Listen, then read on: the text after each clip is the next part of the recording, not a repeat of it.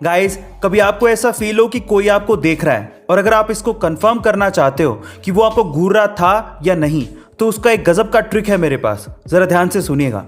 आपको क्या करना है, आपको उसी वक्त उबासी लेनी है और फिर देखो कि क्या वो बंदा या बंदी उसी वक्त उबासी ले रहा है।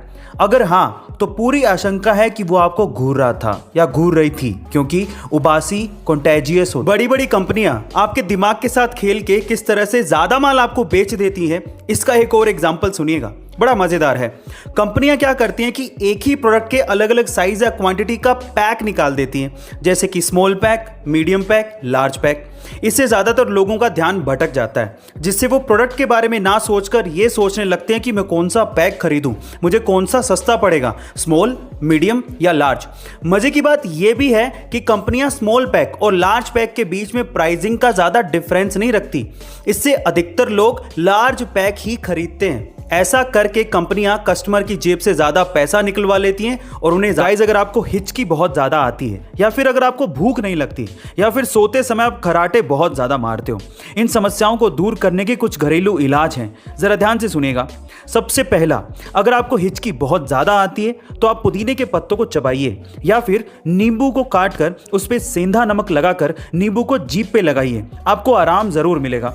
दूसरा, अगर आपको भूख नहीं लगती तो आप गर्म पानी में काला नमक और नींबू मिलाकर पीजिए, आपको भूख लगना शुरू हो जाएगी। और तीसरा, अगर आप सोते टाइम खराटे बहुत ज्यादा मारते हैं जिससे आप भी परेशान हैं और आपके आसपास वाले भी परेशान हैं, तो इन दैट केस आप इलायची को गर्म पानी के साथ लीजिए, जिससे आपको खराटे अलग अलग तरह की बीमारियों और वायरसेस से बचने के लिए आपकी बॉडी में एंटीबॉडीज का बनना बेहद जरूरी है। और एंटीबॉडीज को बनाने और उनकी एक्टिविटी को बढ़ाने का सबसे नेचुरल रिसोर्स आपके पास ही है, लेकिन भागती दौड़ती जिंदगी की वजह से हम उसे इस्तेमाल ही नहीं करते, और वो है लाफ्टर, यानी कि हंसना।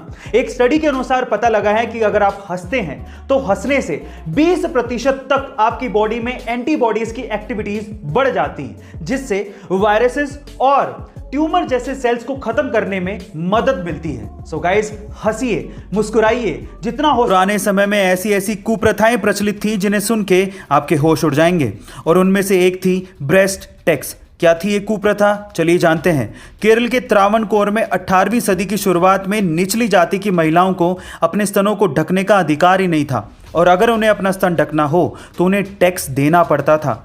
लेकिन उसी समुदाय की नंगेली नाम की महिला को यह नामंजूर था। उसने इस कर को दिए बगैर अपने स्तनों को ढकने का फैसला किया, और जब कर मांगने आए अधिकारी ने नंगेली की इस बात को मानने से मना कर दिया, तो नंगेली ने अपने स्तन खुद काटकर उसके सामने रख दिए, और ज्यादा खून बहने की वजह से उसकी वहीं मौत हो गई।